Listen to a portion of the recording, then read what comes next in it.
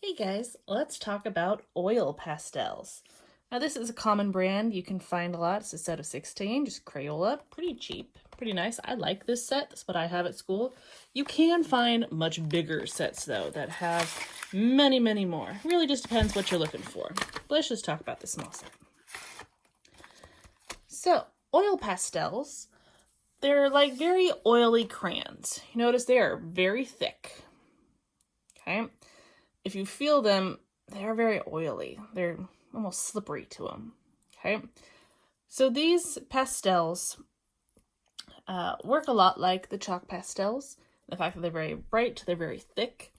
They get very bold colors right away. You might even say that looks a lot like a crayon. But I could go and I could fill in an area a whole lot more, and you get this really oily, almost slick area to it. Now, oil pastels, they usually come wrapped like this, but after a while, if they get used a lot or sometimes they come off, you will notice you're gonna get kind of messy with these. So just be aware.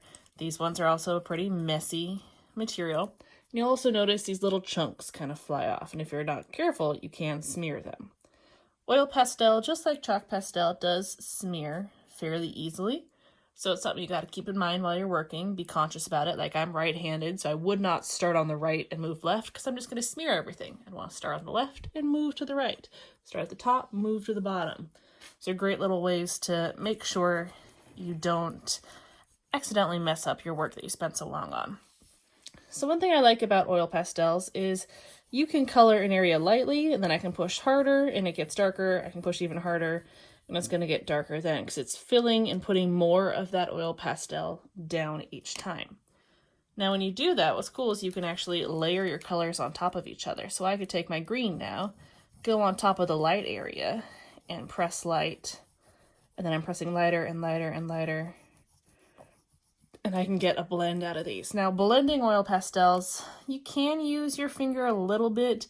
I'm not a big fan. I think it kind of smears it around and looks weird. I like to just literally put more of the pastel down. I might do some more of this, and then I'll come back and do some more of this. So you can layer those colors up to get some blends of colors. Now, some people like to use a little bit of oil. Now, in this bowl, I just have a little bit of olive oil.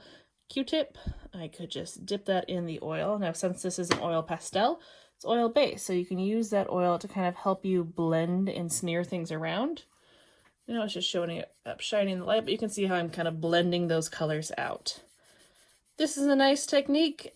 I'm personally not the biggest fan because then that oil will seep through your paper, like you can see over here from where I did something on the back side of this paper. So you just got to be careful with it, but it can be something nice to give you a lighter, kind of smoother color to it. You see it kind of mixes in with the pastel and blends out. Another really cool thing with pastels is they go down very, very thick, so you can scrape some of it away. Now we call this burnishing or sgraffito. There we go. Sgraffito is the word.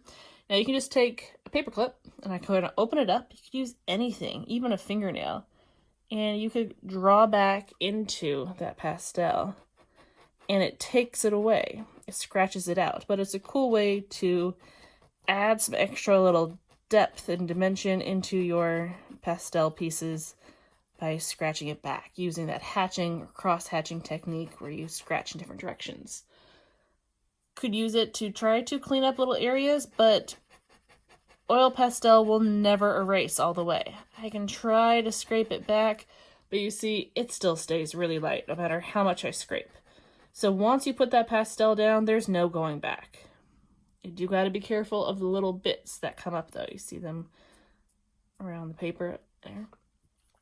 So got to be smart about it. And the big thing is, just like with chalk pastels, is they're thick. You really can't get any fine details. Because if I wanted a fine detail, but then I wanted it to be dark, I'd have to press hard, which means a thicker line.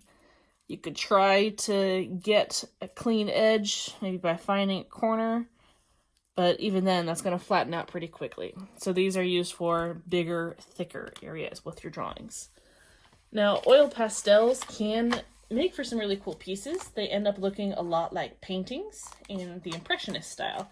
So that means they're very loose. Like here are some test pages I did in a sketchbook a while ago.